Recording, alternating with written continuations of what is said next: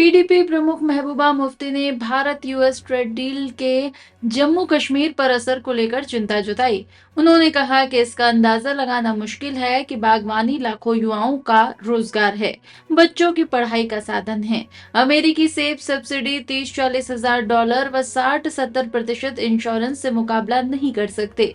मुफ्ती ने आगाह किया कि बिना समर्थन के अर्थव्यवस्था पस्त हो जाएगी। जैसा कि आज मैं ये जो Indo US trade deal yes गई, जिसपे आपको पता है कि अभी तक जो इस मुल्क के जमींदार थे उनका एक बचाव था, मगर आज कहीं ना कहीं वो बचाव खत्म हो गया और इससे तो पूरे मुल्क में जो जमींदार से तिमन पे असर है।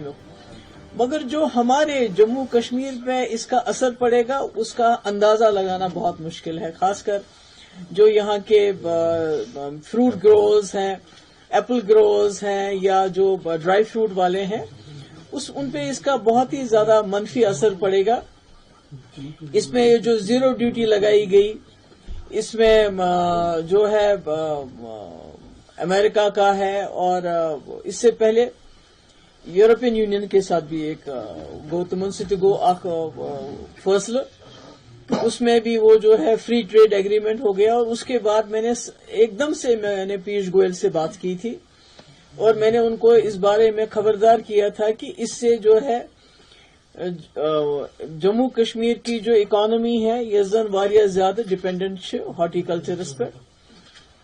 अत हसा गस खुदा दी नजात, अत गस अमि दरहम बरहम ये हो जाएगी, क्योंकि ये जो हॉर्टिकल्चर है ये खाली रोजगार नहीं देता है, लोगों का पेट नहीं पालते हैं। इससे हमारे बच्चों की एजुकेशन, लोग सेहत, बाकी जो जिंदगी की लवाजमात तिम करान ये लुक अमे से पूरा। खासकर ये लक्ष बदनी लुकन फैमिलीज के साथ ये मुंसलिक है, जिसमें लाखों की तादाद में नौजवान जो हैं रोजगार भी इसी से कमाते हैं।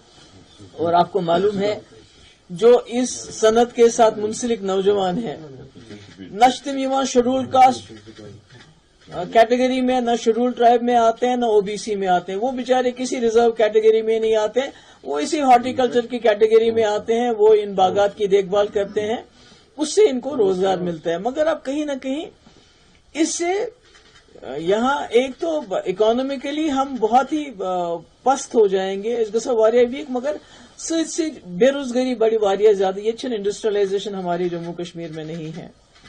जो थोड़ा बहुत जो हमारा टूरिज्म होता है वो भी डिपेंड करता है कि क्या हालात रहे हमारे। तो यही एक हॉर्टिकल्चर जो एक चीज। और आपको पता है कि पिछले कुछ सालों में जब से मुफ्ती साहब ने वो हाई डेंसिटी इंट्रोड्यूस किया था अपने जिंदगी में, तो यहाँ के लोगों ने जमीनों को बहुत ज्यादा कोशिश की बागात में कन्वर्ट करने की। मगर आज जब हम देख रहे हैं कि मतलब लोगों में बहुत ज्यादा तशवीश है, और हम पहले यहाँ ईरान का सेब आ चुका है, उसने भी पूरी मार्केट में जो है तूफान मचा रखा है। तो हमारा जो यहाँ पर जो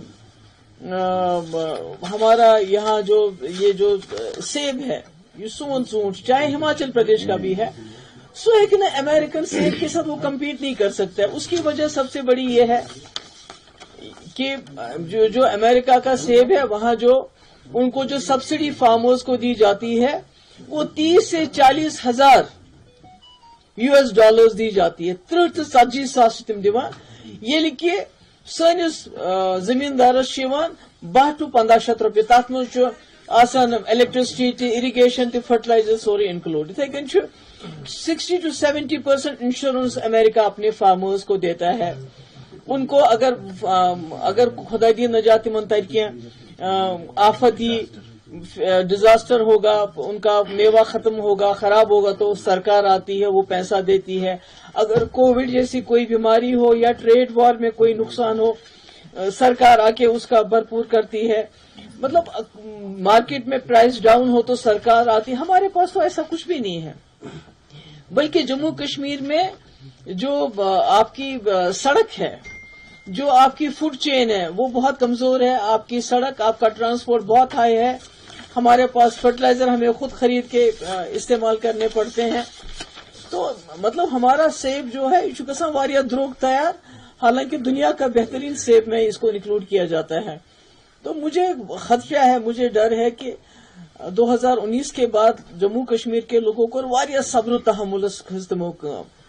ان کے اوپر کتنا ظلم ہوا، کوتا ستم گو، مگر لکو تھو مطلب صبر کرو. اگر یہ اس وقت میں اپنے جو ہمارے ملک کے پرائم منسٹر ہیں ان سے یہ گزارش کرنا چاہتی ہوں کہ جموں کشمیر کے لوگوں نے بہت مصیبتیں دیکھی، خاص کر 2019 کے بعد، اور بہت ہی انہوں نے صبر سے کام لیا. مگر اگر اب اس Indo U S trade deal کی وجہ سے آپ ہمارے پیٹ پہ بھی لات ماریں گے، ہمارے روزگار پہ بھی لات ماریں گے، ہمارے بچوں کی ایجوکیشن پہ بھی لات ماریں گے،